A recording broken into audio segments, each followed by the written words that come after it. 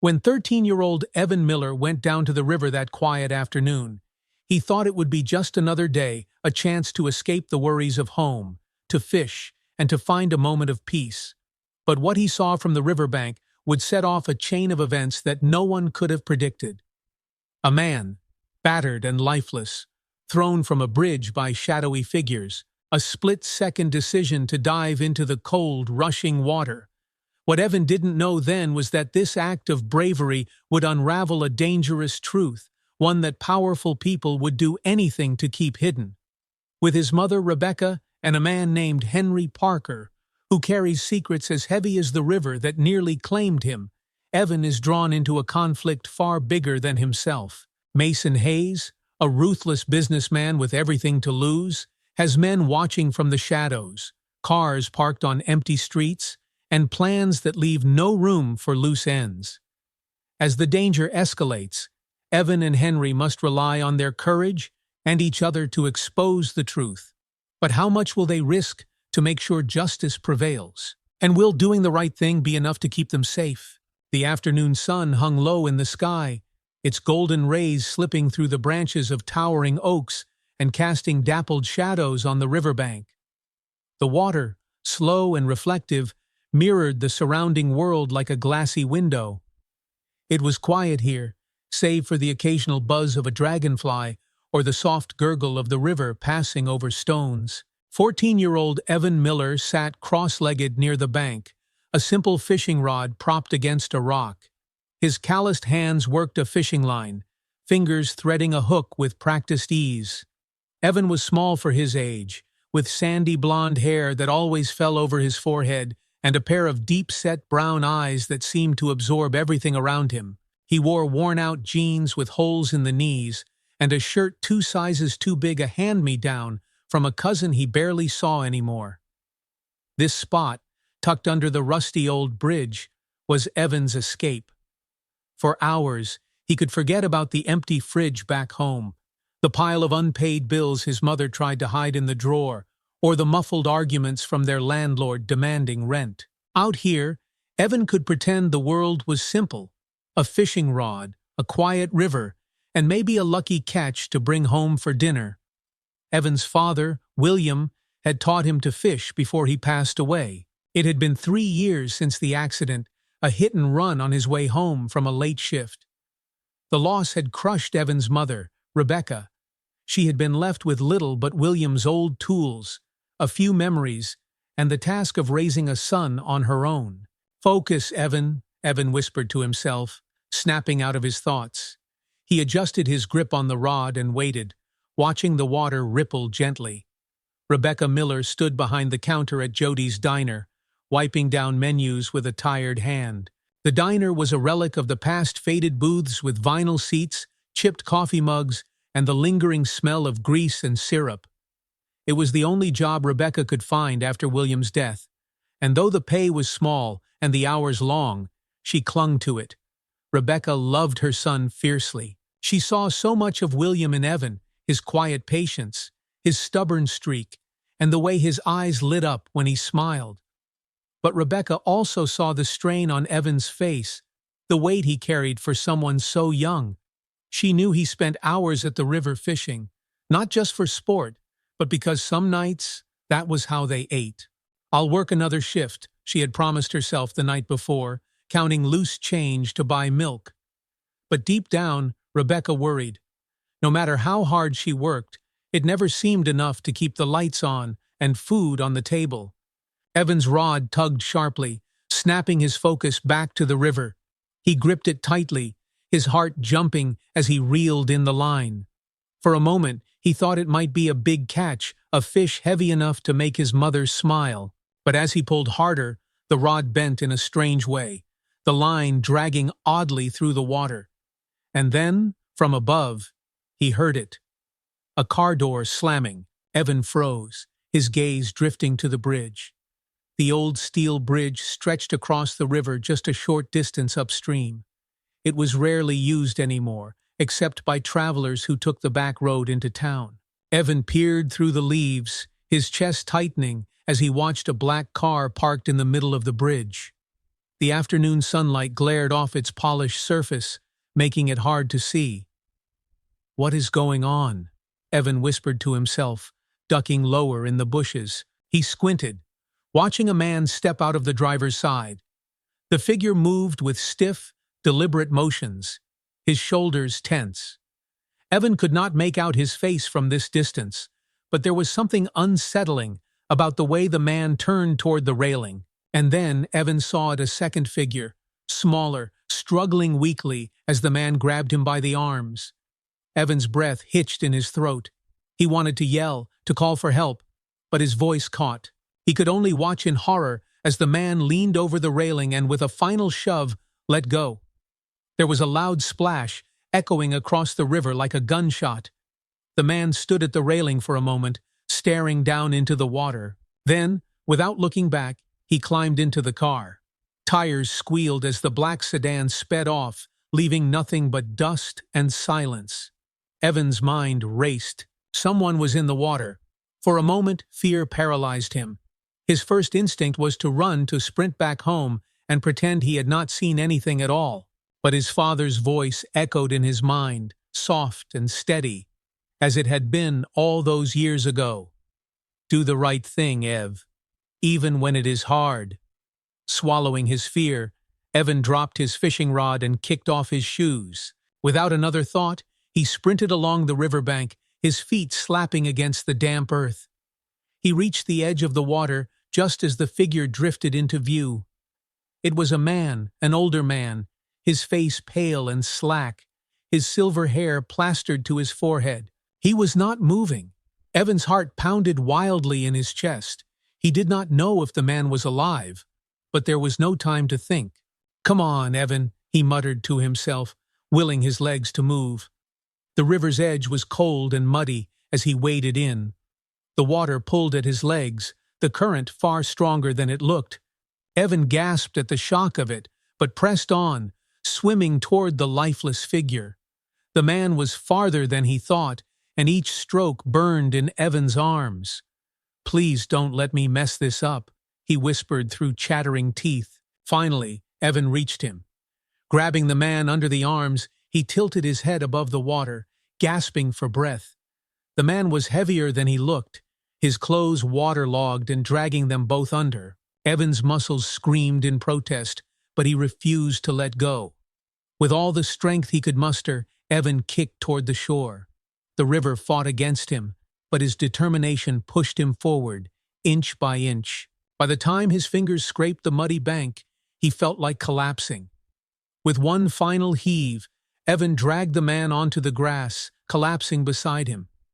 He lay there for a moment, his chest heaving, every inch of his body aching.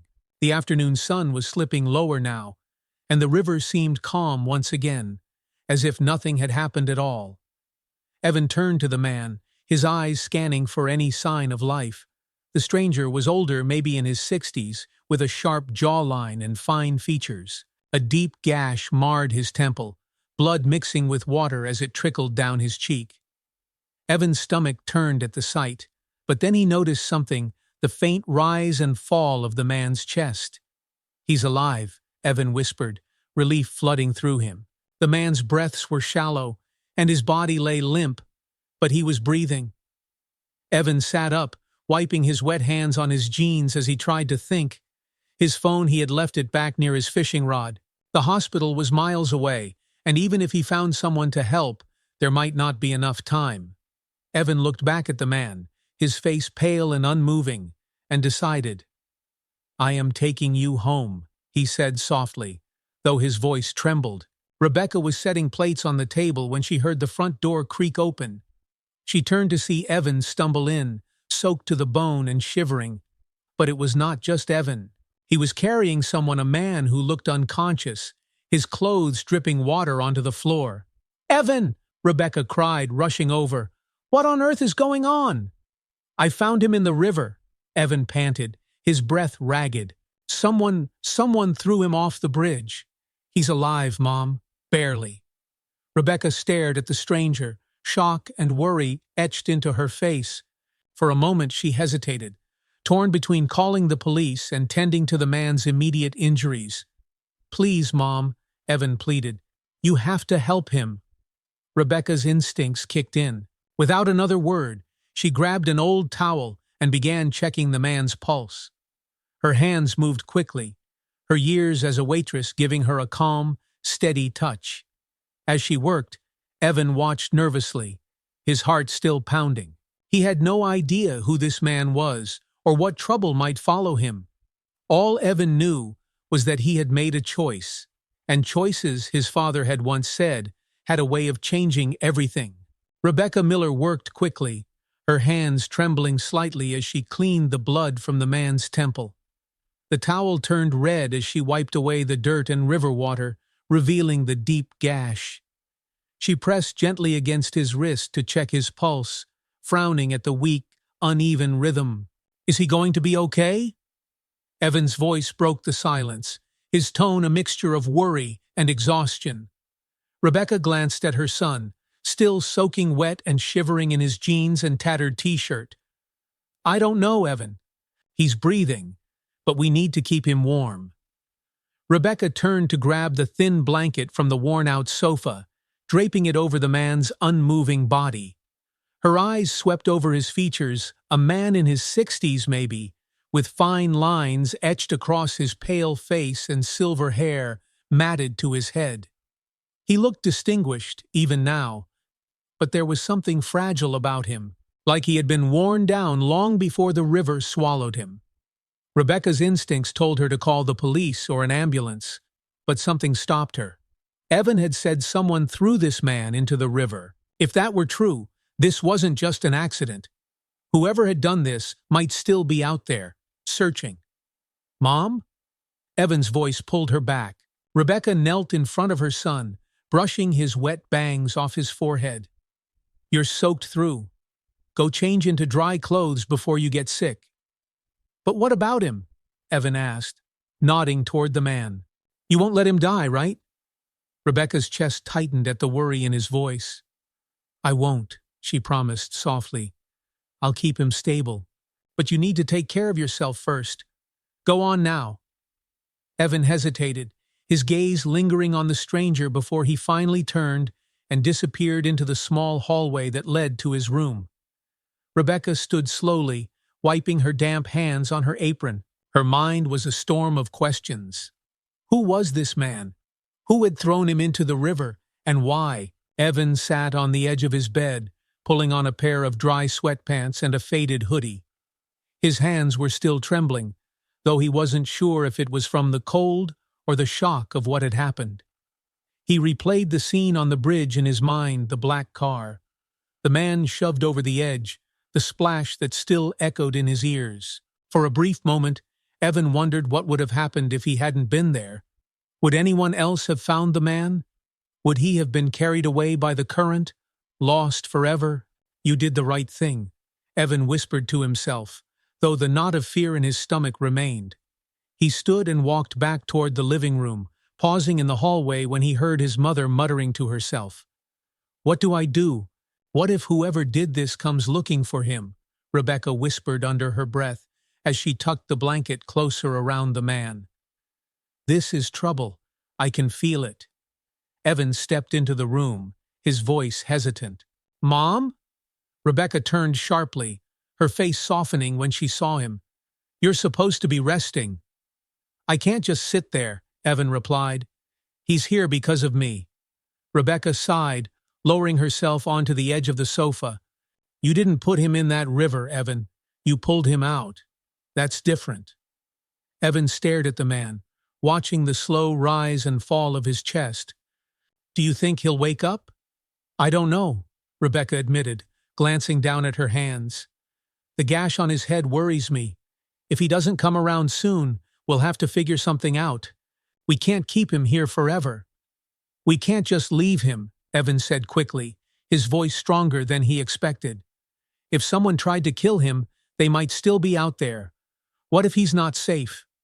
Rebecca looked at her son, surprised by the determination in his voice. She had always worried about Evan, worried that life had hardened him too soon. But now, as she studied him, she saw a strength she hadn't noticed before. We'll keep him here for the night, she said finally, though doubt lingered in her tone. But if he doesn't wake up by morning, we're calling for help. I won't have this house become part of someone else's trouble. Evan nodded, his relief evident. Okay. Hours passed, the house settling into an uneasy quiet. Rebecca checked on the man frequently, pressing damp towels to his forehead and watching his breathing.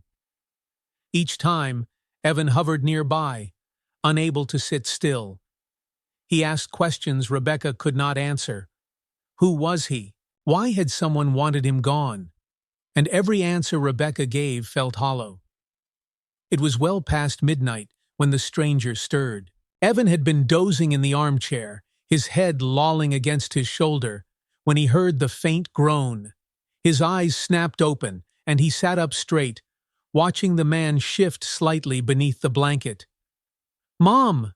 Evan called quietly, trying not to startle him. Rebecca appeared quickly, kneeling beside the sofa as the man's eyes fluttered open. His gaze was unfocused at first, darting around the room before finally settling on Rebecca's face. "Where?" The man's voice was raspy, barely more than a whisper. "You're safe," Rebecca said softly. "You're in my home. My son found you in the river." The man's brow furrowed, confusion clouding his pale face. "The river?" "Yes," Rebecca continued gently. "Do you remember how you got there?" The man closed his eyes for a moment, his expression pained. He lifted a trembling hand to his bandaged temple and winced when his fingers brushed the wound. "No," he muttered hoarsely. "It's fuzzy." "Do you know your name?" Rebecca pressed, though she kept her voice calm. There was a long pause. Finally, the man whispered, "Henry Parker." Evan, who had been standing quietly nearby, spoke up. "Mr. Parker, do you remember anything else? Someone threw you into the river. I saw it happen."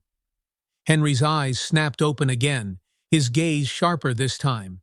He turned his head slowly toward Evan, studying the boy for a moment before his expression softened. "You pulled me out?" Evan nodded. "Yes, sir." Henry let out a shaky breath, his hand dropping back onto the blanket. "Thank you," he murmured, his voice barely audible. Rebecca watched the exchange, her heart twisting as Henry's shoulders sagged with exhaustion. Whoever this man was, he had been through something terrible, something he was not ready to face. "You need rest," Rebecca said firmly. "We'll talk more in the morning." Henry nodded weakly, his eyes already closing again. Within moments, he was asleep. Evan sat on the edge of the armchair, his legs curled under him as he stared at the sleeping man. "Henry Parker," he whispered to himself. Rebecca, sitting across the room with a steaming mug of tea, sighed quietly. "He doesn't seem dangerous, but that doesn't mean we're out of the woods yet." Evan looked at her, frowning. "Do you think he's a bad guy?" "I don't know," Rebecca admitted. "But good people don't usually end up tossed into rivers. Someone wanted him dead, Evan. That's the kind of trouble we can't afford." Evan was quiet for a moment before he spoke. "I couldn't leave him there, Mom." Rebecca's expression softened. "I know, honey. You did the right thing." Evan looked back at Henry, his face calm now, in sleep. He wondered who Henry Parker really was, why someone had wanted him gone, and what secrets he carried. In the quiet of the night, Evan thought about his father's words once more. "Do the right thing, Ev, even when it's hard." Evan had saved a man's life, but deep down, he knew this was only the beginning. The morning sunlight streamed through the cracked blinds of the living room window, cutting across the worn carpet and painting streaks of light on the floor. The air smelled faintly of strong coffee and antiseptic. Evan sat at the small kitchen table, the legs wobbling slightly every time he shifted. A bowl of cereal sat untouched in front of him, the milk turning warm as he pushed the spoon around absent-mindedly. He could hear his mother in the other room, moving quietly as she checked on Henry. Henry Parker.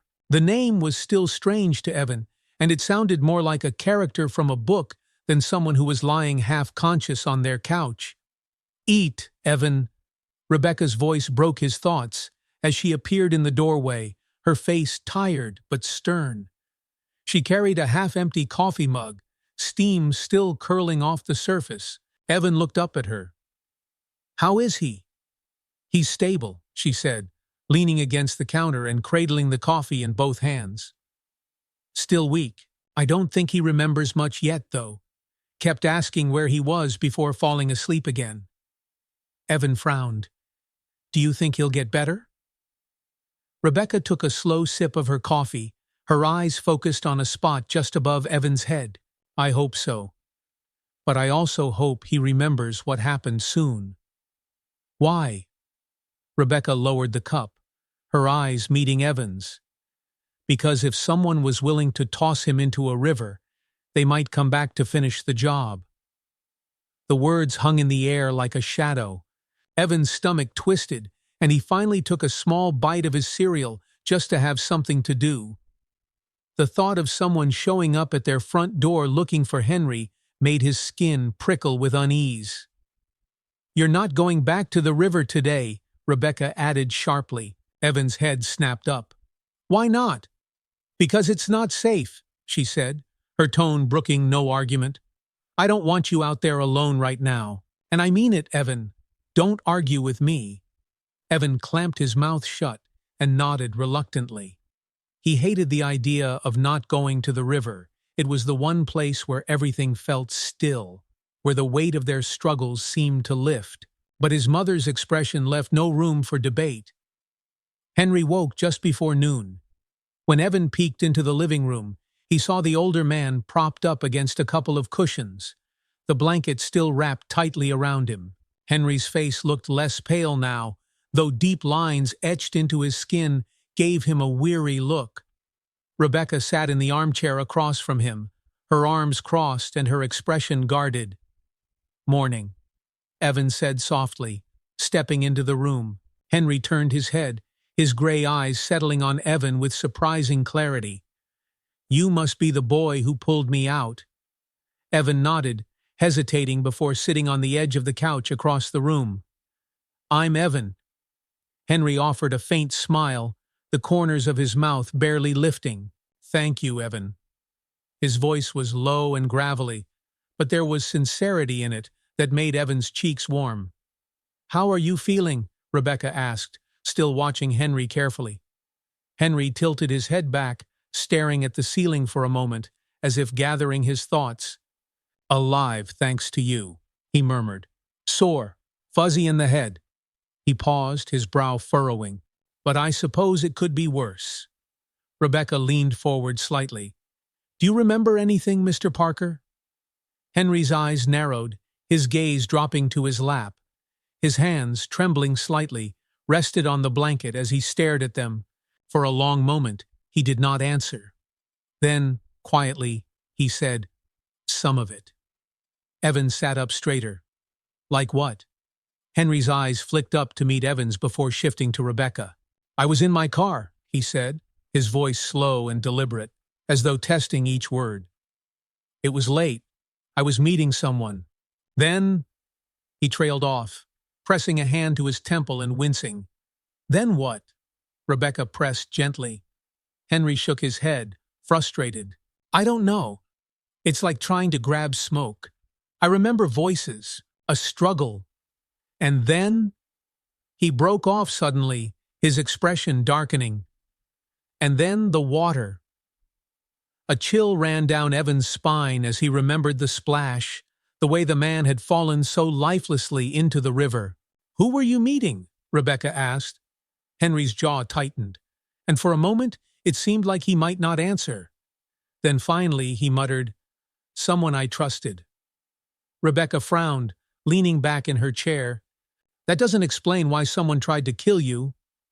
"No, it doesn't," Henry agreed, his voice hardening. "But I think I know why." Evan and Rebecca both stared at him, waiting. Henry shifted slightly, his hands clutching the blanket.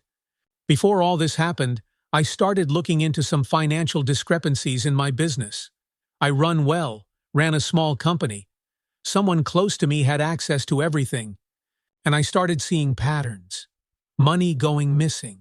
Deals that didn't add up. Like someone was stealing from you?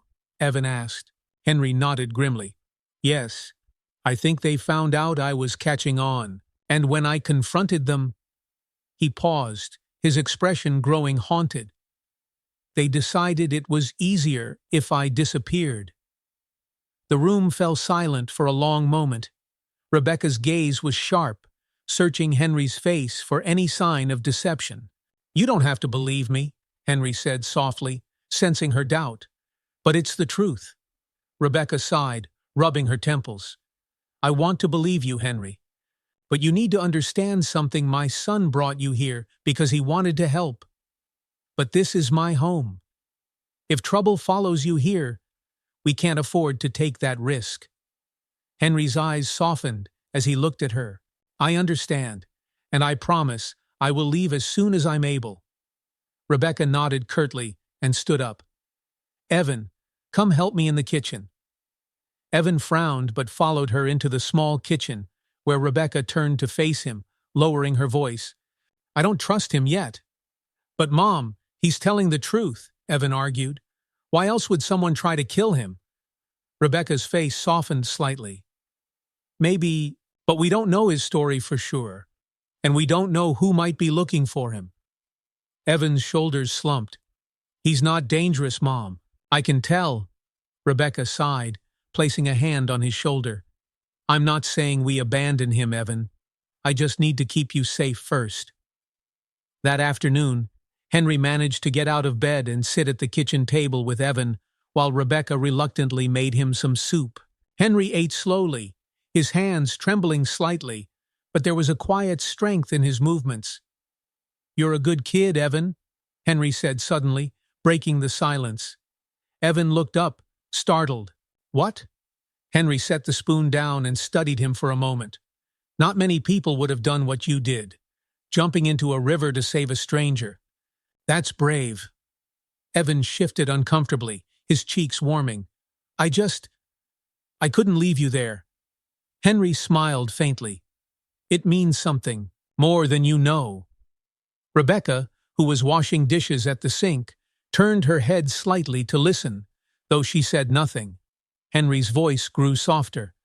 Kindness has a way of coming back around, Evan. I learned that the hard way. Evan frowned, curiosity getting the better of him. What do you mean? Henry's gaze drifted to the window, his expression distant. Sometimes, we forget how much a single moment of kindness can change everything, until someone reminds us. That evening, as the house settled into silence once again, Evan lay in bed staring at the ceiling. His mother's voice echoed in his mind, full of worry and warning. Henry's words lingered too, about trust, betrayal, and kindness. Evan thought about the river, about the way Henry had looked when he pulled him from the water. He thought about his father, too, and how he had always taught Evan to look out for others, even when it was hard. Kindness has a way of coming back around. Evan didn't know what was coming next, but deep down, he felt it something bigger was happening, and somehow he was a part of it now. The next morning, the sky was overcast, a blanket of gray clouds hanging low and heavy. A cool breeze drifted through the small two-bedroom house, stirring the thin curtains and leaving a chill in the air. Evan stood at the window, peeking out through the narrow crack between the blinds. The street was quiet, like it usually was, but his eyes lingered on a black sedan parked across the road. It looked out of place in their neighborhood, where most cars were rusted trucks or old family sedans. This car was sleek, shiny, and silent, almost predatory. Evan, Rebecca called sharply from the kitchen, eat your breakfast before it gets cold. Evan stepped away from the window reluctantly, but his mind stayed on that car. Something about it made the hairs on the back of his neck stand up. As he sat down at the wobbly table, he glanced at Henry, who was nursing a cup of tea. Henry still looked weak. Dark circles hung under his eyes, and though his face had regained some color, His movements were slow and careful, as though he might break apart if he moved too quickly, but his gaze was sharp, constantly scanning the room as if he expected something or someone to appear at any moment. Rebecca placed a plate of eggs and toast in front of Evan and sat down with her own coffee. She looked at Henry with an unreadable expression. "How are you feeling this morning?" Henry lowered the mug carefully, his hands steady for the first time since he arrived. "Better," he said softly, though his voice still carried a rough edge. "Thank you, both of you." Rebecca nodded, her face softening a little. "You're lucky Evan was there when he was." Henry looked at Evan, a faint smile tugging at the corners of his mouth. "Luck had nothing to do with it." Evan looked down at his plate, his face flushing. He wasn't used to people giving him credit for anything. Rebecca broke the silence. "Mr. Parker, if someone is looking for you—" "They are," Henry interrupted, his voice firm but calm. Rebecca paused, narrowing her eyes. "Then you need to tell us the truth. What exactly happened to you?" Henry sighed deeply, leaning back in his chair. He looked out the window for a long moment before answering, his tone quiet but clear. "I trusted the wrong person," he said finally. "A man I thought was like family. His name is Mason Hayes." Rebecca frowned. "Who is he to you?" Henry's gaze hardened, his fingers wrapping tightly around the edge of the table. "A former business partners. I built my company from the ground up, put my trust in Mason when we expanded. He handled accounts, investments, contracts, all of it. But I started noticing little things, discrepancies that didn't make sense. I confronted him about it, and that's when everything turned." "What do you mean?" Evan asked, his fork halfway to his mouth. Henry's voice dropped slightly. "He told me I was mistaken, that I was seeing problems where there weren't any, but I didn't let it go. I started digging deeper, checking records myself. That's when I found it proof that Mason had been stealing from the company for years. Millions of dollars moved through shell accounts and fake businesses. He must have known I was onto him because the night before I ended up in the river, I told him we needed to talk."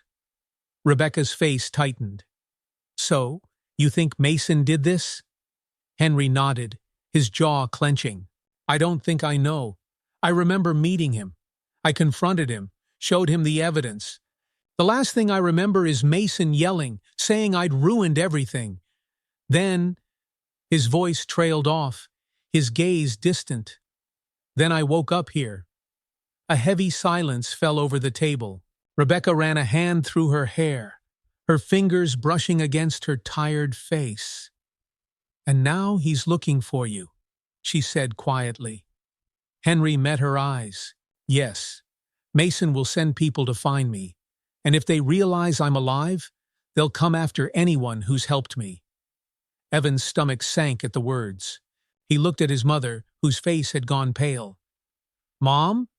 Rebecca stood abruptly, picking up her empty coffee mug and walking to the sink. Her voice was calm, but the edge in her tone was unmistakable. "Then you can't stay here." "Mom!" Evan blurted, his chair scraping against the floor as he stood. "You're not serious!" Rebecca turned to face him, her arms crossed. "I am serious, Evan. I let you talk me into this, but now I see how dangerous it is. If these people find him here, they'll hurt all of us." "Rebecca," Henry said gently, his voice steady, "I understand. I don't want to bring trouble to your doorstep. I'll leave as soon as I'm able." "You're not strong enough to leave yet," Evan said stubbornly. "And where would you even go?" Henry's face softened as he looked at Evan. "I'll figure something out." Evan shook his head, his fists clenching at his sides. "That's not fair. He's in trouble, and we can't just throw him out." "Evan," Rebecca said firmly, "this isn't up for discussion." The rest of the day passed in tense silence. Henry stayed in the living room, flipping through an old newspaper Evan found under the coffee table, while Rebecca busied herself cleaning the house. Evan spent most of the afternoon on the front porch, his arms folded tightly across his chest as he watched the black sedan across the street.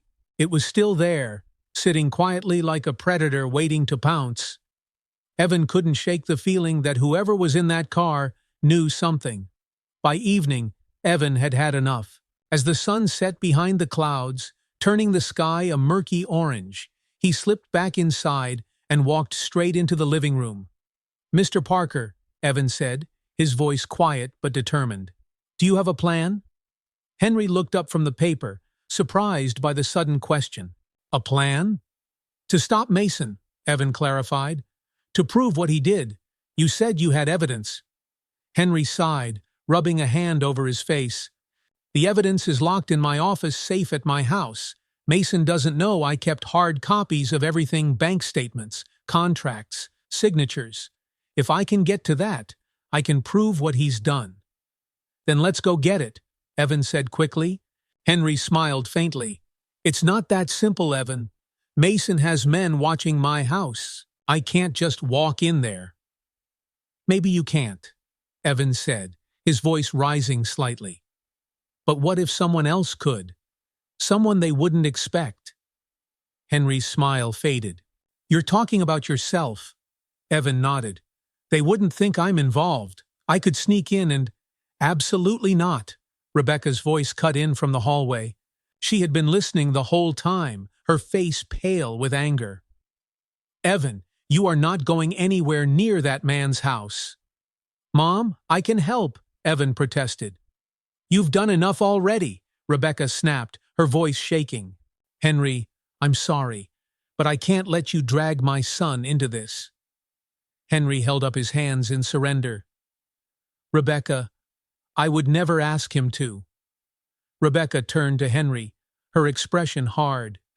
"You need to leave as soon as you're able. Tomorrow." Evan opened his mouth to argue, but Henry spoke first, his voice calm and steady. "I understand," he said softly. That night, Evan lay awake in bed, staring at the ceiling. He could hear the faint hum of cars passing in the distance and the creak of the house settling. Somewhere outside, the black sedan still sat. His mother's words echoed in his mind. "You've done enough already." But had he? Evan had saved Henry's life. But what good was it if Mason Hayes got away with everything? Henry would still be in danger, and Mason would never face justice. Evan rolled onto his side, staring at the faint shadow of the window. He thought about the river, the cold water pulling at his legs, and the way Henry's face looked so lifeless before he dragged him to shore. "Kindness has a way of coming back around," Henry had said. Evan didn't know exactly how, but he felt it deep in his gut he could not let this go. Outside, a car door clicked shut, and the shadow of someone moving outside his window sent a chill straight down Evan's spine. The sound of a car door shutting outside made Evan's heart hammer in his chest. He sat up in bed, his breath catching in his throat. The shadow that had moved past his window was gone now, but the faint glow of headlights bled through the thin curtains. He swung his legs over the side of the bed, his bare feet hitting the cold floor. Holding his breath, he crept toward the window, parting the curtains just enough to see outside. The black sedan was still there, but now two figures stood beside it, barely visible in the dim glow of the streetlight. One of them leaned against the car casually, arms crossed, while the other paced back and forth with quick, restless movements. "They're watching us," Evan thought, his stomach turning. Suddenly, one of the men pointed toward the house. Evan's pulse spiked as he dropped the curtain and backed away from the window. He stumbled into the hallway, his breathing shallow as he ran straight for the living room. "Mom!" Evan whispered loudly, shaking Rebecca awake. Rebecca shot upright, her eyes wide with confusion.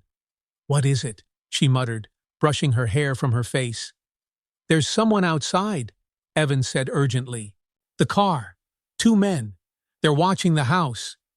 Rebecca's exhaustion vanished in an instant. She stood quickly, her expression hardening as she crossed the room and peeked out through the living room window. Her shoulders tensed. "Stay here," she told Evan, her voice low and sharp. "Mom, don't!" "I said stay here," Rebecca snapped quietly, her eyes locking onto his. "Do you hear me?" Evan bit back his protest and nodded reluctantly. Rebecca moved quickly into the kitchen, grabbing the old landline phone they kept on the wall. She pressed the receiver to her ear, muttering, "Come on, come on." But the line buzzed with a dull, empty hum. "No signal," she murmured under her breath, her jaw tightening. Henry, now awake and sitting upright on the living room sofa, watched her carefully. "They cut the line," he said quietly. Rebecca turned to face him. "What do they want?"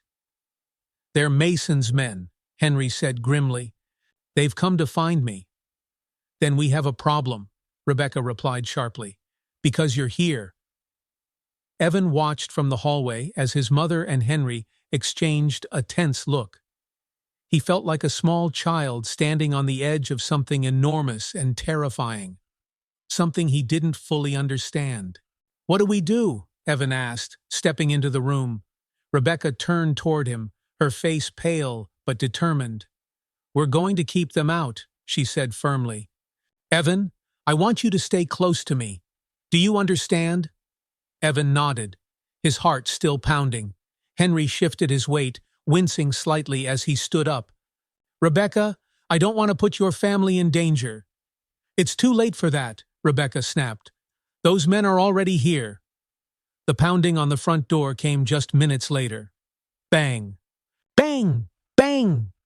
The noise echoed through the small house, making Rebecca's hands tremble as she locked the deadbolt. "Stay back," she whispered to Evan, who hovered near the hallway. From the other side of the door, a man's voice called out, "We know you're in there, Parker. Open up, and nobody has to get hurt." Rebecca clenched her fists, her eyes narrowing. "Get off my porch," she shouted back. "Lady, this doesn't concern you," the voice replied, his tone cold and even. "Just hand him over, and we'll leave." "I don't think so," Rebecca shot back. There was a long pause. Then the man's voice turned hard. "You don't want to make this worse." Henry moved quietly to the side window, peering through a small crack in the curtains. His face darkened.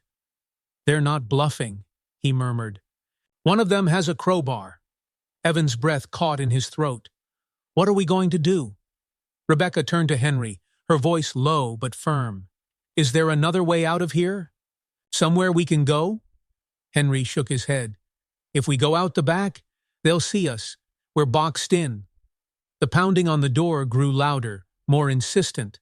"Last chance," the man shouted. Crash. The sound of glass shattering in the kitchen sent Rebecca spinning around. A rock had come through the small window above the sink, landing on the linoleum floor with a heavy thud. The two men outside weren't waiting anymore. "Get to my room," Rebecca ordered Evan, her voice sharp. "Lock the door and stay there." "No," Evan protested. "I'm not leaving you." "Evan," Rebecca snapped, grabbing his shoulders and forcing him to look at her. "Listen to me. You have to do what I say. Now go." Evan swallowed hard, his eyes stinging, but he nodded. Without another word, he turned and ran down the hall, his bare feet slapping against the floor as he disappeared into his mother's bedroom.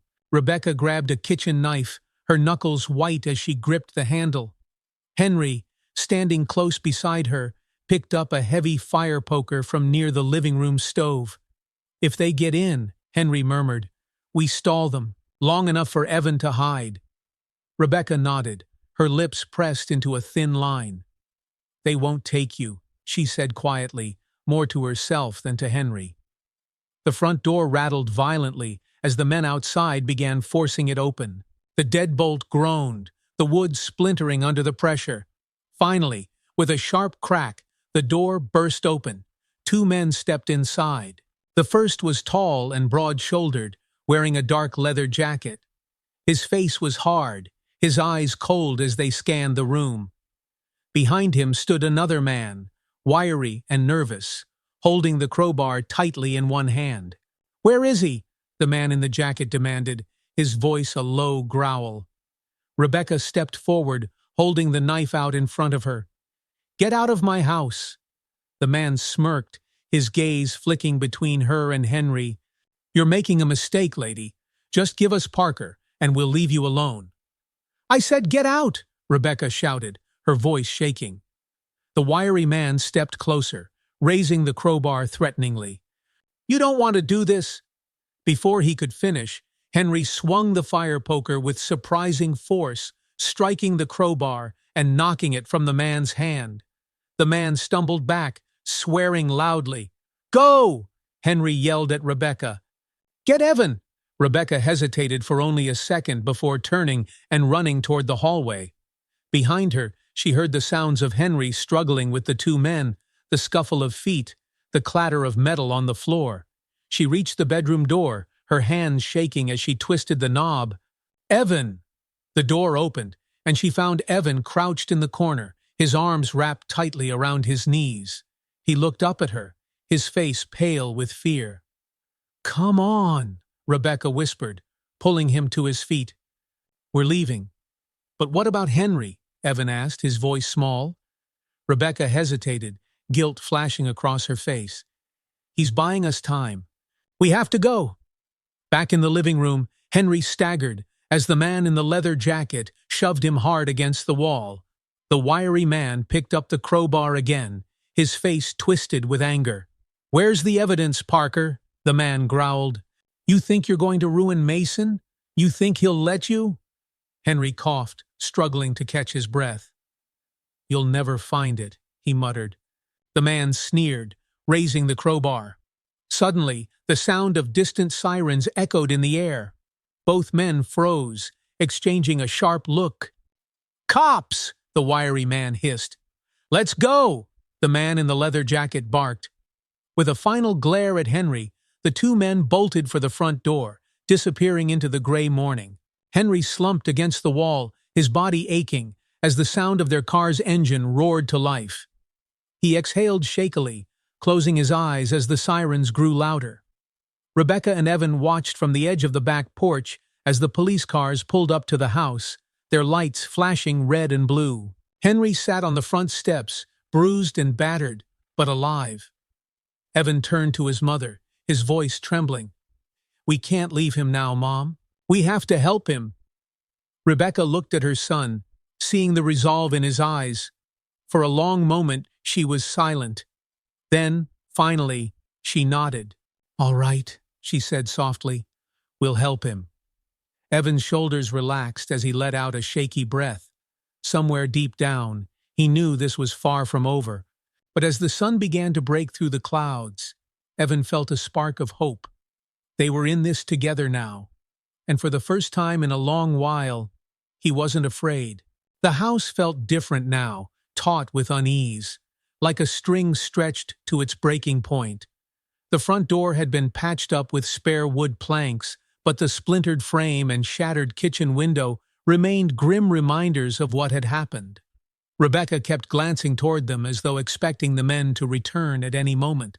Evan sat on the edge of the sofa, clutching a mug of hot cocoa. The warmth seeped through his hands, but he barely felt it. His mind kept replaying the chaos of the night before the crash of the door, the sound of footsteps, the crowbar swinging through the air. He had never been so scared in his life. Across the room, Henry sat quietly, a fresh bruise blooming along his jaw and a bandage covering his temple. Despite the pain, he looked steady, his expression calm in a way that seemed almost unshakable. It was the first time Evan realized just how much Henry had been through already. The police had arrived only moments after Mason's men fled. 2 cruisers, lights flashing, had pulled up to the house, and the officers had bombarded Rebecca and Henry with questions. The men were gone by the time they arrived, leaving behind nothing but broken glass and a shaken family. "Did you see their faces?" the officer had asked Henry.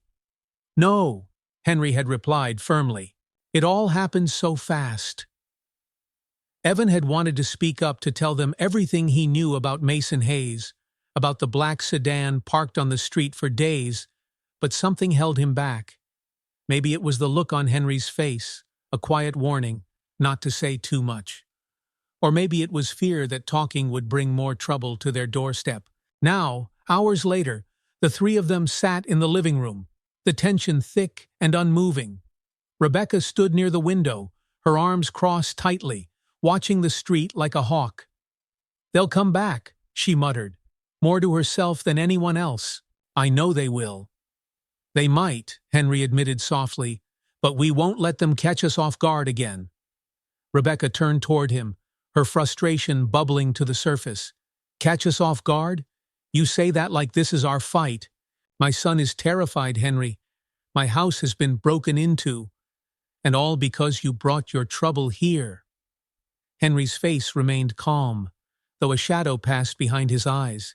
"You're right," he said quietly. "You didn't ask for this. But I didn't ask for someone to try and kill me either." Rebecca exhaled sharply, her anger fading as quickly as it had come. She sank into the armchair, rubbing her temples. "I just don't know how we're supposed to keep going like this." Henry leaned forward, his voice low but steady. "The only way out of this is to face it head on. If we don't stop Mason now, he'll keep coming. He won't stop until he's certain I can't ruin him." Rebecca looked at him, her eyes narrowing. "And what do you suggest? You can barely stand up straight." "I won't be doing it alone," Henry said, his gaze shifting to Evan. Evan blinked, his back stiffening. "Me?" Henry nodded. "You're braver than most grown men I know, Evan. And you're right about one thing: those men wouldn't expect a kid like you to get involved." Rebecca sat up, her voice sharp. "Absolutely not. Evan is not going anywhere near Mason Hayes." "Mom," Evan started, but she cut him off with a glare. "I mean it, Evan. You've done enough already." Henry held up a hand. "Rebecca, listen. I'm not suggesting we put Evan in harm's way, but if we want to get the evidence from my house, we'll need a plan. And it's a plan that relies on Mason underestimating us." Rebecca frowned, her arms crossing again. "What kind of plan?" Henry's voice was steady as he explained. "Mason has his men watching the house. They'll be looking for me, probably expecting me to sneak in at night or try to hide. But if Evan goes during the day, casually they won't see him as a threat. He can get inside, grab what we need from the safe, and leave before anyone notices." Rebecca shook her head immediately. "No, absolutely not. You think they wouldn't notice a kid sneaking into the house? They're criminals, Henry, not idiots." Henry looked at her, his expression gentle but firm. "It's the best chance we have, and I'll make sure Evan knows exactly where to go and what to do. He won't be alone. I'll stay close by, watching the house." Rebecca was silent, her jaw tight as she glanced at Evan. "You don't seriously think you can do this, do you?" Evan swallowed hard, but when he spoke, his voice was steady. "I do." Rebecca's face softened slightly. "Why, Evan? Why do you want to get involved?" "Because it's the right thing to do," Evan said quietly, meeting her gaze. "I couldn't leave him in the river, and I can't leave him now. If Mason gets away with this, Henry's life is still in danger, and maybe ours too." Rebecca looked at him for a long moment, her expression unreadable. Finally, she turned to Henry. "How do you know this will work?" "I don't," Henry admitted, "but I do know that without that evidence, Mason will win. He'll bury what he's done, and he won't think twice about coming after me or anyone else who gets in his way." Rebecca sighed heavily, running a hand through her hair. "I can't believe I'm agreeing to this." "Mom, I can do it," Evan said firmly. "You'll see." She looked at her son, seeing the determination in his eyes. It scared her, how much he had grown in just a few days, how the boy who used to hide in the shadows now stood tall, unshaken by the danger around him. "All right," she said finally, though her voice was tight with worry. "But if anything feels wrong, you get out of there. Do you understand me?" "I understand," Evan promised. By the time the sun began to set, the plan was in place. Henry had drawn a map of the house on an old piece of paper, marking the exact location of the safe in his office. "It's under the desk," Henry explained, pointing to the rough sketch, "behind a loose floorboard. The code is 72314. You'll need to move fast." If anyone shows up, you drop everything and get out. The evidence isn't worth your life." "I've got it," Evan said, studying the map carefully. Henry placed a hand on his shoulder, his grip firm. "You're braver than you know, Evan. I wouldn't trust just anyone to do this." Rebecca stood in the corner of the room, her arms crossed tightly as she watched the two of them.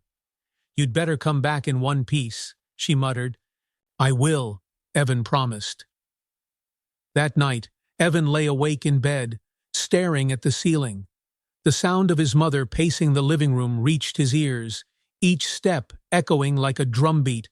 He knew she was worried, so was he. His mind raced with the details of the plan. He pictured himself walking up to Henry's house, slipping inside unnoticed, finding the safe, and grabbing the files. It sounds simple, he told himself. But deep down, he knew it would be anything but. The image of Mason's men, cold, hard-faced, and dangerous, kept surfacing in his mind, sending chills down his spine. But every time fear started to creep in, Evan thought about the river, about how Henry had been tossed aside like he didn't matter. Henry mattered, and Evan wasn't going to let someone like Mason win. "Kindness has a way of coming back around," Henry had said. Evan believed that now. He didn't know how or when, but he believed it. At dawn, Evan sat on the edge of the porch, waiting for Henry to join him. The map was tucked safely into his jacket pocket, along with a flashlight and an old screwdriver Henry had given him, just in case, Henry had said. As the sun crept over the horizon, Henry appeared, his limp still noticeable as he walked toward Evan. "Ready?" Henry asked quietly. Evan nodded. "I'm ready." Henry placed a hand on his shoulder. "Remember, Evan, you're braver than you think." Evan took a deep breath, his heart steady now. "Let's do this." Together, they turned toward the road, the weight of the morning settling over them like a heavy fog. The sun was barely rising when Evan and Henry stood at the edge of an overgrown lot across the street from Henry's house. The neighborhood sat quiet and still, draped in the gray haze of early morning. The only sounds came from a few distant birds and the faint hum of wind brushing through the trees. Henry's house sat in the center of it all, larger than Evan expected, but eerily lifeless. The white paint on the siding was peeling, and the windows, once pristine, looked abandoned. A black SUV was parked across the street, its tinted windows glinting faintly in the light. Henry had been right, Mason's men were watching. Henry crouched beside Evan, pointing through the brush. "See that side door there?" he whispered. "It leads into the laundry room. It's less likely they'll be watching it closely." Evan nodded, his pulse thudding loudly in his ears. He could feel his hands shaking despite his best efforts to keep calm. "You're sure you know where to go?" Henry asked softly, though his voice carried the weight of worry. "Under the desk, loose floorboard. Code 7314, Evan recited quietly, determined. Henry gave him a faint, reassuring smile. "That's right. You get in, grab the files, and get out. Don't stay longer than you have to. If anything feels wrong, you leave. Do you understand?" "I understand," Evan replied, though his voice was smaller than he wanted it to be. Henry placed a steadying hand on Evan's shoulder. "You can do this," he said firmly. "Remember, they won't expect you. You'll be in and out before they realize it." Evan took a deep breath, trying to push down the fear curling in his chest. "I'm ready." Henry nodded, glancing once more toward the SUV, before stepping back deeper into the brush. "I'll keep watch from here. If anything goes wrong, I'll signal you." Evan stood slowly, his hands clutching the map Henry had given him. Every step he took felt heavier than the last, like invisible weights pulling at his ankles. But he pushed forward, focusing on the side door Henry had pointed out. "You're braver than you think," Henry's voice echoed in his mind. The yard was quiet, but every creak of a branch or rustle of a leaf made Evan flinch. He crept along the side of the house, keeping low and close to the peeling walls. The air felt cold, even though the sun was rising, and his palms were slick with sweat. When he reached the side door, he paused, pressing his back against the wall and listening. Nothing. Evan exhaled slowly, reaching for the doorknob. It turned easily under his hand, and he eased the door open, the hinges groaning faintly in protest. He slipped inside, closing the door quietly behind him. The laundry room was small and dusty, with piles of old clothes stacked in the corner. Evan's sneakers made soft scuffing noises against the tile as he moved forward, his breathing shallow. He peeked through the doorway into the hallway beyond. The house was dark, the curtains drawn tight, and every shadow seemed to stretch long and menacing. "You can do this," he reminded himself. He followed Henry's map through the hallway, stepping carefully to avoid the loose boards that creaked beneath his weight. The office was near the back of the house, its door slightly ajar. Evan slipped inside, his heart pounding so loudly he was sure someone could hear it. The office looked just like Henry had described. A large wooden desk sat against the far wall, the surface cluttered with papers and an old lamp. A thick layer of dust covered everything, as if the house itself had been holding its breath since Henry disappeared. Evan crouched by the desk, feeling along the floorboards until his fingers found the loose one Henry had mentioned.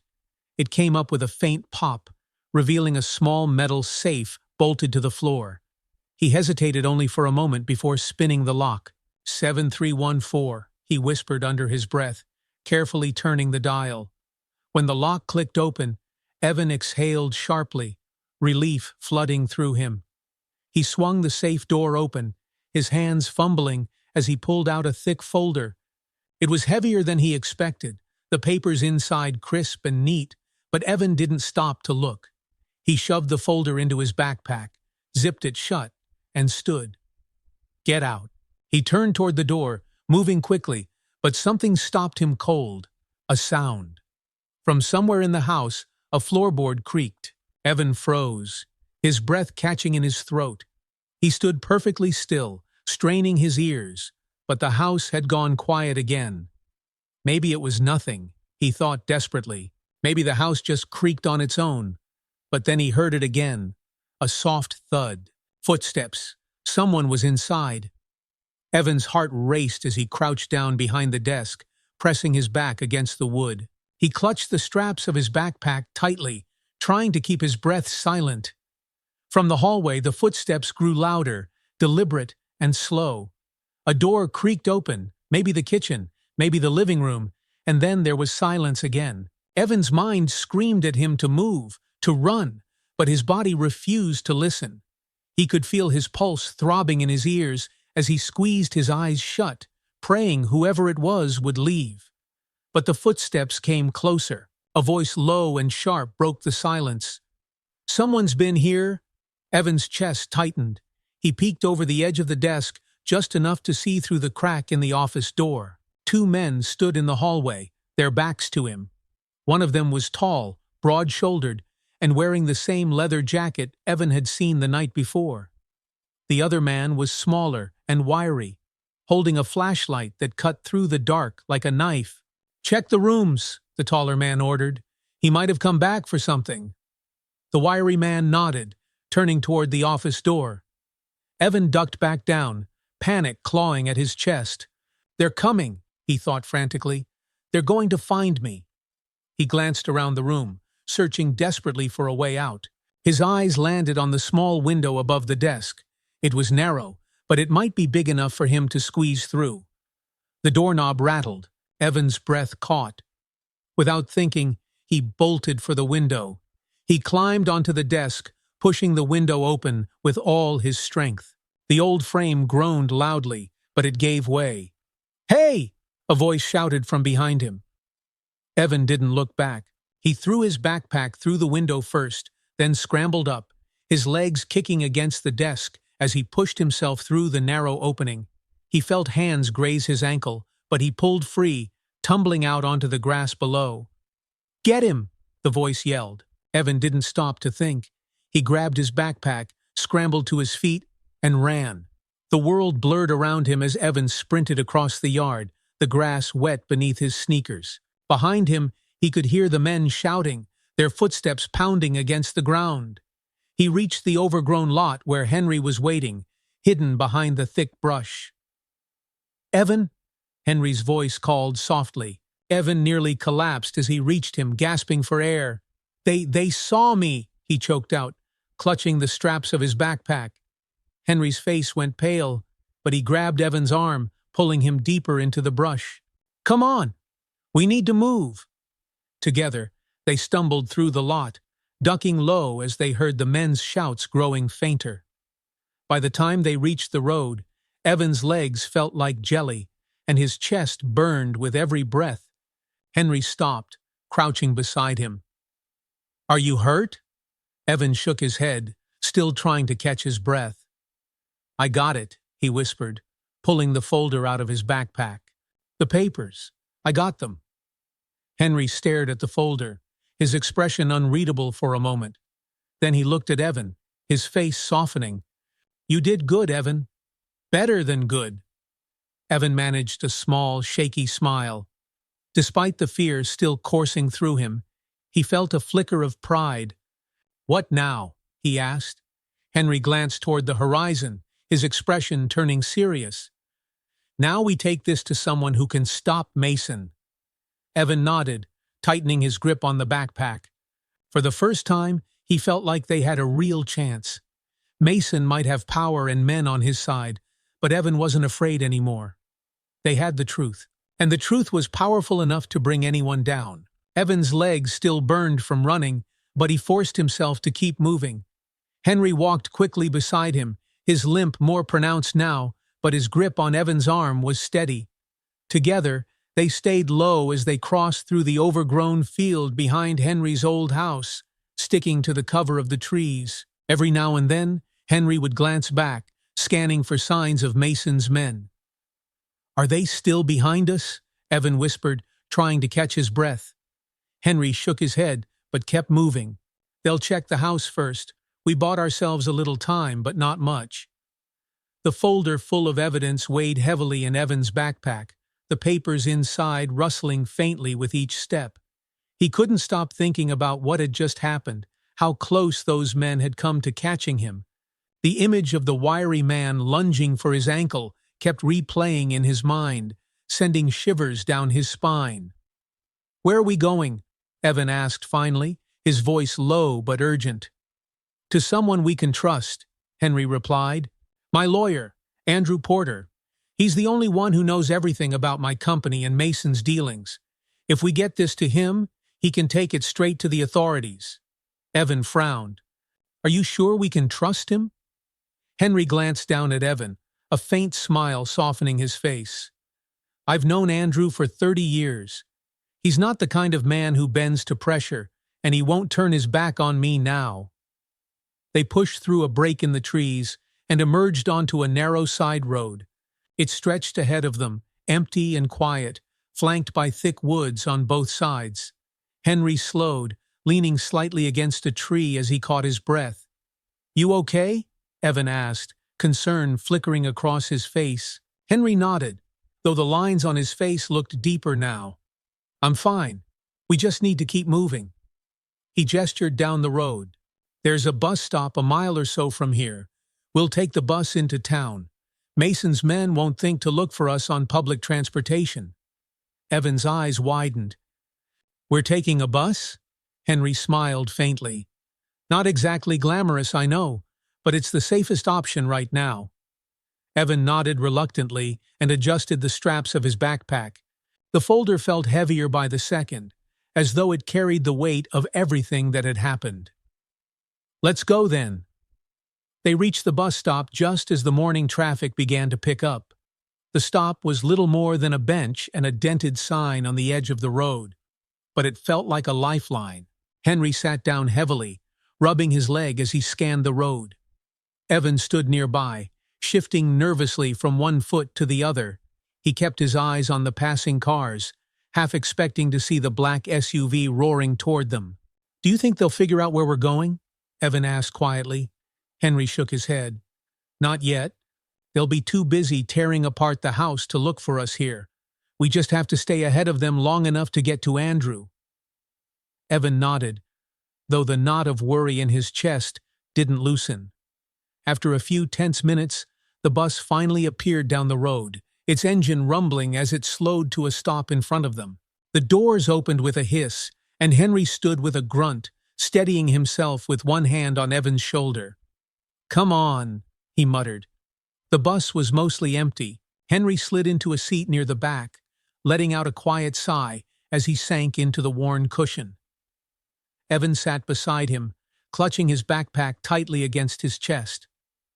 As the bus pulled back onto the road, Evan stared out the window, watching the trees and houses blur past. It felt strange to be surrounded by so much normalcy, people walking their dogs, kids riding bikes, workers heading to their jobs while his own world was spinning wildly out of control.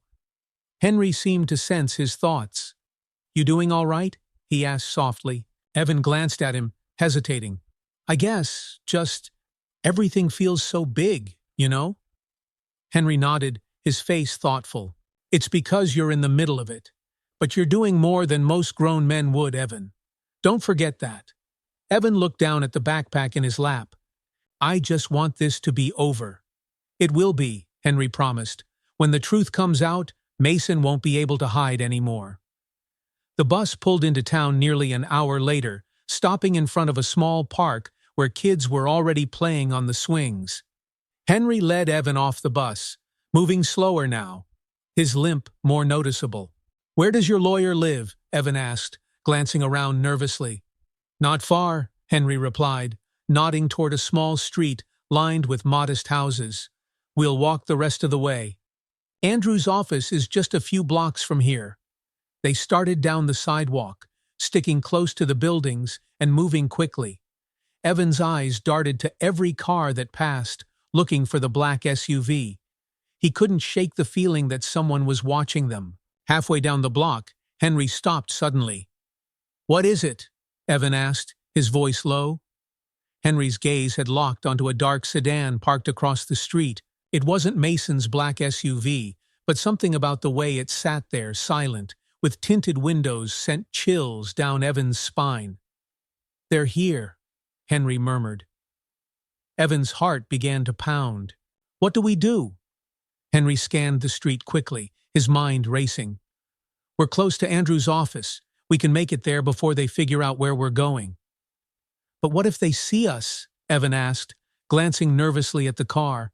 "They probably already have," Henry replied grimly. "But if we run, they'll know we're onto them. So we act normal." Evan swallowed hard, his palms sweaty against the straps of his backpack. He followed Henry as they crossed the street, walking briskly, but not running. Henry kept his gaze forward, but Evan couldn't help glancing back at the car. The driver's side door opened. Evan's pulse spiked. "Henry." "Keep walking," Henry said through gritted teeth. A man stepped out of the sedan, dressed in a dark suit with sunglasses covering his eyes. He started moving toward them, his pace quick and purposeful. Henry turned sharply, grabbing Evan's arm. "Run!" They bolted down the street, Henry's limp slowing him slightly, but he moved with surprising speed. Evan ran as fast as he could, clutching the backpack against his chest as the sound of footsteps pounded behind them. "There!" Henry shouted, pointing toward a narrow alleyway between two buildings. Evan ducked into the alley, his heart pounding wildly as they sprinted through the shadows. Henry followed close behind, his breathing ragged but determined. They emerged onto another street, Henry stumbling slightly as he leaned against a lamppost to steady himself. "Come on," Evan urged, pulling at his arm. "We're almost there." Henry pushed himself forward, gritting his teeth. "Andrew's office is just around the corner." They turned the corner, and Evan's eyes landed on a small brick building with a sign that read, "Andrew Porter, Attorney at Law." Relief flooded through him as they stumbled toward the door. Henry pushed it open, nearly collapsing into the narrow waiting room. A young receptionist looked up in shock as they entered. "Henry?" she gasped, standing quickly. "What happened to you?" "No time," Henry wheezed. "We need to see Andrew. Now." The receptionist hurried through a door leading to the back, and moments later, A tall man with graying hair and a sharp suit appeared. His face was etched with concern as he looked at Henry. "Henry?" the man said, crossing the room quickly. "What's going on?" Henry straightened, his voice calm but firm. "Andrew, we have the evidence. Mason tried to kill me, and now he's sending his men after us." Andrew's gaze shifted to Evan, who still clutched the backpack tightly. "Is it all in there?" Evan nodded silently, his chest heaving. Andrew's expression hardened. "Then we need to get this to the authorities. I'll call my contacts right now." Henry let out a shaky breath, sinking into one of the waiting room chairs. "Thank you, Andrew." Andrew placed a hand on Henry's shoulder. "We'll put an end to this, I promise." Evan leaned back against the wall, his legs still trembling. They had made it. For the first time, it felt like the tide was finally turning. But deep down, he knew Mason Hayes wouldn't give up so easily. The waiting room of Andrew Porter's office felt like a temporary island of safety. The narrow space smelled faintly of old paper and leather chairs, the hum of the fluorescent light overhead providing a low, steady backdrop to their tense breathing. Evan sat on the edge of his chair, his hands still clutched tightly around the straps of his backpack, even though its burden had already been passed to Andrew. Across the room, Henry leaned back against the wall, his eyes closed, the strain of the last few days etched deeply across his face. Andrew Porter sat at his desk in the adjoining office, flipping through the evidence Henry had risked so much to retrieve. From where he sat, Evan could see the lawyer's furrowed brow and the occasional shake of his head as he scanned the documents, bank statements, falsified contracts, and detailed accounts of Mason Hayes's crimes. Andrew finally looked up, adjusting his glasses as he rose from his desk and re-entered the waiting room. His expression was grim, but resolute. "This is airtight," he said, holding up the folder. "It's enough to bring Mason down. I've already made a call to the local authorities. I'm handing this over personally." Henry nodded, though his face betrayed little relief. "How soon will they act?" "Soon," Andrew replied firmly. "With evidence like this, they'll have no choice but to open a full investigation. Mason's name will be in every paper within days." Evan felt a flicker of hope. It was finally happening. Everything Mason had done would come to light. Andrew glanced at Evan, offering a small, reassuring smile. "You did something brave, Evan. Not a lot of kids would have done what you did." Evan shifted uncomfortably, though he couldn't stop the hint of pride that swelled in his chest. "It was the right thing," he said quietly. Andrew nodded. "And that makes all the difference." The momentary peace shattered when the distant rumble of a car engine reached Evan's ears. He stiffened in his chair, his gaze snapping toward the window. Henry must have heard it too, because he opened his eyes and sat up sharply. Andrew noticed their sudden change in demeanor and frowned. "What is it?" Andrew asked. Henry's voice was low and urgent. "They've found us." Evan's pulse began to race as he stood and peered through the slats of the window blinds. A black SUV slowed to a stop on the street outside, its headlights cutting through the dim afternoon light like sharp blades. The driver's side door opened, and a tall man stepped out broad-shouldered, wearing a dark coat. It was the same man from Henry's house. Another door opened, and a wiry man joined him, holding something long and heavy in his hand. "Henry," Evan whispered, his voice shaking. "They're here." Andrew's face hardened. "I'll call the police." Henry stood, wincing slightly as he gripped the back of his chair to steady himself. "They won't wait around long enough for the police to arrive." "What do they want?" Andrew asked, though his expression suggested he already knew the answer. "They want the evidence," Henry replied grimly, "and they'll do anything to get it." The heavy thud of footsteps echoed outside. The men were coming. Andrew turned toward Henry. "Get to the back room. There's a fire exit there. Go now!" Henry hesitated, glancing at Evan. "Come on, Evan," he said quickly, grabbing his arm. But before they could move, the front door rattled violently, followed by a loud pounding. "Open up!" a voice barked. It was the man in the dark coat, his tone cold, sharp, and impatient. Andrew grabbed the folder from his desk, tucking it into his suit jacket. "I'll stall them," he said, his voice calm but firm. "You two get out of here." Henry's face tightened. "Andrew, no." "I'll be fine," Andrew insisted. "But if Mason's men catch you, all of this will have been for nothing." Henry stared at him for a long moment, then nodded reluctantly. "Come on, Evan." Evan's legs felt like jelly as Henry pulled him toward the hallway at the back of the office. The pounding on the door grew louder. "We know you're in there, Porter. Open the door, or we'll break it down." "Go," Andrew muttered under his breath as he stepped toward the door. The back hallway was dark and narrow, the fluorescent lights flickering faintly overhead.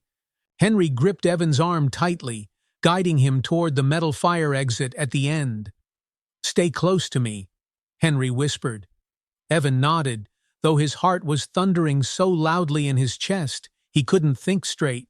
Every sound seemed amplified: the pounding at the front door, the muffled voices, their own footsteps echoing down the hall.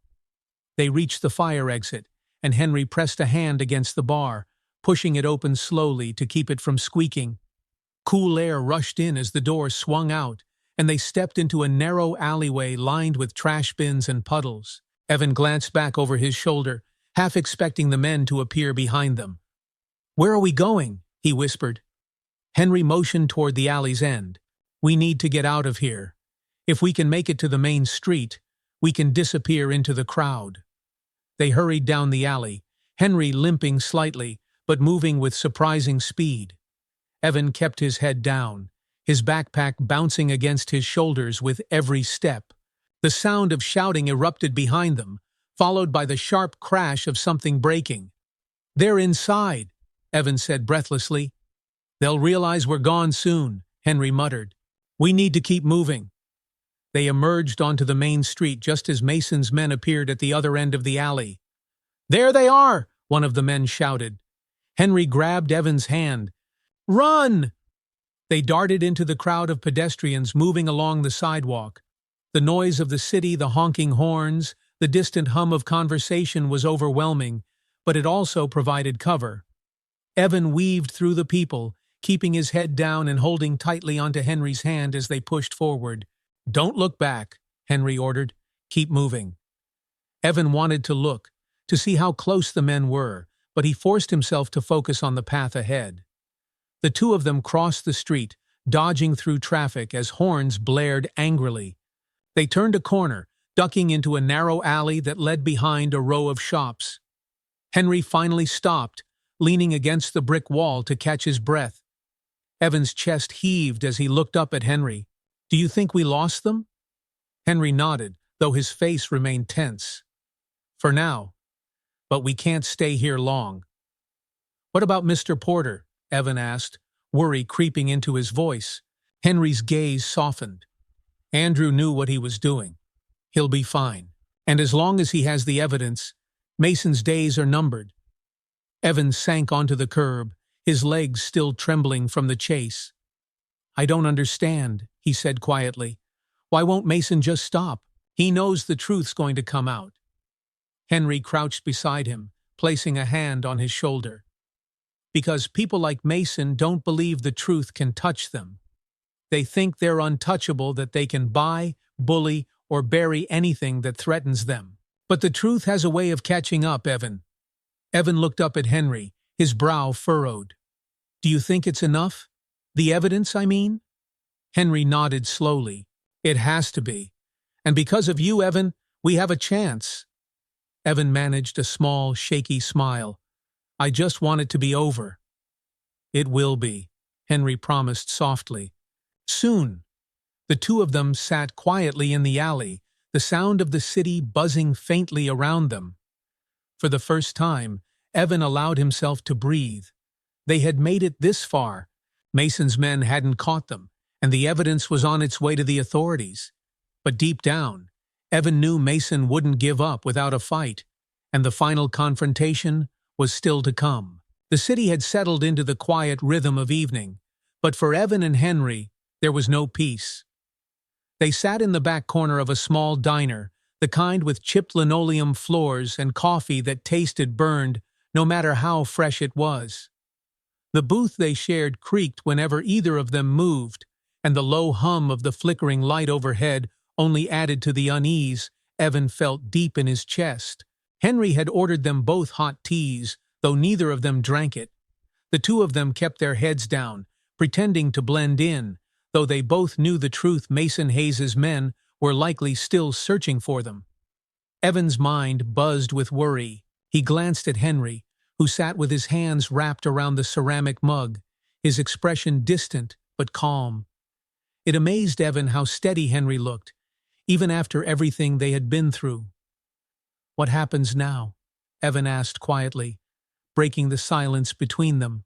Henry looked up, his gray eyes meeting Evan's. "Now we wait for Andrew to deliver the evidence to the authorities.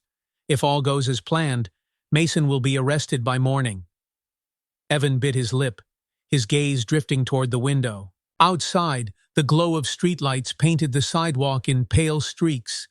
Cars passed by slowly, their headlights sweeping across the diner's interior. Each one made Evan's chest tighten, but none of them stopped. "What if Mason gets away with it?" Evan asked suddenly, voicing the fear he hadn't been able to shake. Henry's face softened as he set the mug down. "He won't," he said firmly. "Men like Mason only win when the truth stays hidden. But we've pulled it into the light. People will see what he's done now, and he can't hide from it." Evan nodded, though the knot of worry in his stomach didn't loosen. "I just want it to be over," he admitted. Henry reached across the table and placed a steady hand on Evan's shoulder. "You've done more than most would, Evan. You've been braver than anyone could expect. You brought us this far, and that counts for something." Evan managed a small smile, but before he could respond, the faint sound of a car door slamming outside made him freeze. Henry's gaze snapped to the window, his face hardening. He turned to Evan, his voice low and sharp. "Get down!" Evan didn't hesitate. He slid off the booth and ducked under the table just as the diner door opened with a faint chime. From his hiding place, Evan could see two pairs of shoes step onto the checkered floor, one pair polished and sleek, the other rough and scuffed. The shoes stopped near the counter. "Evening," the waitress said cheerfully. "Evening," a deep voice replied. Evan recognized it instantly. It was the tall man in the dark coat. "We're looking for someone. An older gentleman, silver hair, and a boy." Evan's breath caught in his throat. He clutched the straps of his backpack tightly, trying not to make a sound. Henry's calm voice came from above the table. "I don't think you'll find what you're looking for here, gentlemen." Evan's heart skipped a beat. He wanted to shout at Henry to keep quiet, to hide, but he knew it was too late. The tall man stepped closer. "Henry Parker," he said coldly, "I thought you'd be smarter than this. Hiding in a place like this? Not your style." Henry didn't reply. The other man spoke, his voice sharper and more impatient. "Where's the folder, Parker?" Henry's tone remained even, unshaken. "I don't have it." "Don't lie to us," the tall man growled. "We know you took it from the house." Henry let out a faint chuckle. "What's the matter? Nervous your boss will lose everything once the truth comes out?" Evan peeked out from under the table just enough to see the tall man step forward, his hands curling into fists. The waitress, sensing the tension, had disappeared into the kitchen, leaving the diner empty except for them. "You're going to tell us where it is," the man threatened, "or things are going to get ugly." Henry met his gaze steadily. "Go ahead," he said quietly, "but it won't change anything. The evidence is already on its way to the police." The wiry man swore under his breath, pacing angrily behind the counter. "Mason's not going down like this, you hear me?" Henry didn't flinch. "He already has." The tall man grabbed Henry by the collar, yanking him out of the booth and slamming him against the wall. Plates and silverware rattled on the nearby tables as the noise echoed through the diner. Evan's pulse spiked. He couldn't just sit there. Henry needed help. Evan took a shaky breath, his mind racing. Think, think, think. His eyes landed on the waitress's phone, resting near the register. It was a long shot, but it was his only chance. While the men's attention stayed on Henry, Evan crawled out from under the table and darted silently toward the counter. His hands trembled as he grabbed the phone and ducked back behind the counter, out of sight. Quickly, he dialed. 911. What's your emergency? There are men attacking someone, Evan whispered frantically, his voice shaking. At Dottie's Diner on Pine Street. Please hurry. Stay on the line, the operator instructed. Help is on the way. Evan hung up, stuffing the phone into his pocket as he peeked around the counter. The tall man still had Henry pinned against the wall, but Henry's expression remained calm. He was buying time. Evan's hands curled into fists. Henry needed him. He couldn't just sit and wait. You're braver than you think, Henry's voice echoed in his mind. Evan grabbed the salt shaker from the counter, took a deep breath, and stood up. Hey! He shouted. The two men turned sharply, their faces twisting with surprise as they saw Evan standing there. Before they could react, Evan hurled the salt shaker at the tall man, hitting him squarely in the face. The man roared, stumbling back and releasing his grip on Henry. Run, Henry! Evan shouted. Henry didn't need to be told twice. He shoved past the wiry man, grabbing Evan's arm as the two of them bolted for the door. The men shouted angrily behind them, but they didn't follow. Sirens wailed faintly in the distance, growing louder with each second. They're coming! The wiry man yelled. Henry pushed through the diner door, pulling Evan into the cool evening air. Red and blue lights flashed down the street as police cruisers sped toward them. Henry slowed, his hand still gripping Evan's shoulder tightly. We did it! Evan gasped, his chest heaving. Henry looked at him, a tired smile breaking across his face. You're braver than you think, kid. You just proved that. The cruisers screeched to a stop, officers piling out with their radios crackling. The tall man and his wiry partner tried to slip out through the back, but the police were already swarming the diner, shouting orders as the men were cuffed and hauled toward the waiting cars. Henry sank onto the curb, his shoulders slumping with relief. Evan sat beside him, the tension finally easing out of his chest. Is it really over? Evan asked quietly. Henry nodded, his gaze fixed on the flashing lights. It's over. Mason's men are done, and once the police get the evidence, Mason won't be far behind. Evan looked up at the darkening sky, letting the words sink in. They had done it. Henry was safe, the truth was coming out, and Mason Hayes's empire of lies was finally collapsing. Rebecca arrived a short while later, running toward Evan and pulling him into a tight hug. Are you okay? She asked, her voice choked with worry. I'm fine, Mom, Evan said. Though he didn't resist her embrace, she looked at Henry, who stood slowly with a faint smile. You kept your promise, she said softly. Henry nodded, and so did Evan. Days later, the news was everywhere. Mason Hayes had been arrested on charges of fraud, embezzlement, and conspiracy. His face was plastered across the television, his confident smirk replaced by the hollow stare of a man who knew his world had crumbled. Henry sat on Rebecca's front porch, sipping tea as Evan sat beside him, watching the sun dip below the horizon. You think it's really over? Evan asked. Henry nodded, a faint smile on his lips. It's over. And it's thanks to you. Evan looked at him, his chest swelling with pride. You were right, he said quietly. The truth did catch up to him. Henry clapped a hand on Evan's shoulder, his voice soft.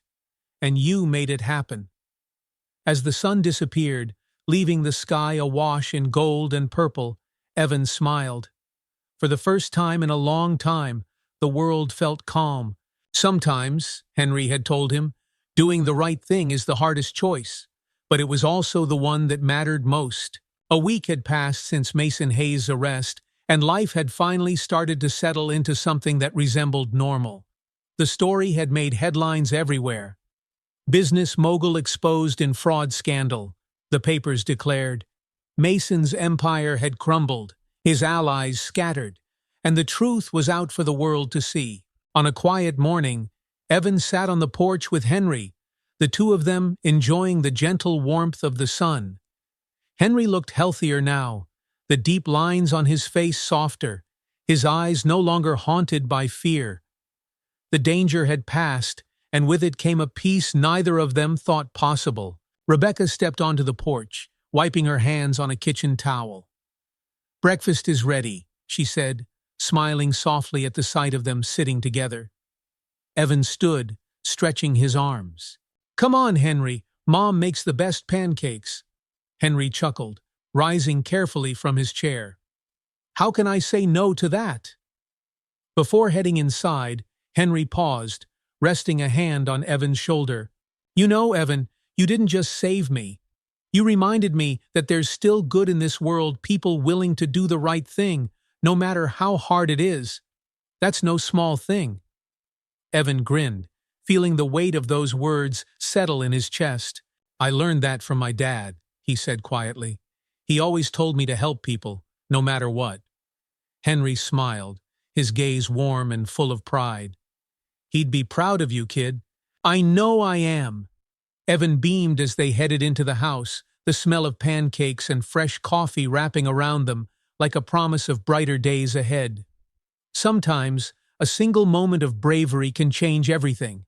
A choice to act, even when the world feels heavy, can make all the difference. Evan had learned that firsthand, and though the memory of the river and the danger that followed would stay with him, so would the knowledge that courage and kindness could stand against even the darkest of odds. Henry Parker got his life back, but Evan gained something, too, a belief that doing the right thing matters, no matter how small or scary it might seem. Thank you for watching until the end. If you enjoyed this story of courage, truth, and hope, don't forget to give the video a like and subscribe to our channel. Share your thoughts in the comments below. What would you have done in Evan's shoes? Stay tuned for more inspiring stories like this one, where ordinary people show extraordinary bravery. Hit the bell icon so you don't miss the next one. See you soon, and remember, sometimes the smallest act of kindness can change a life.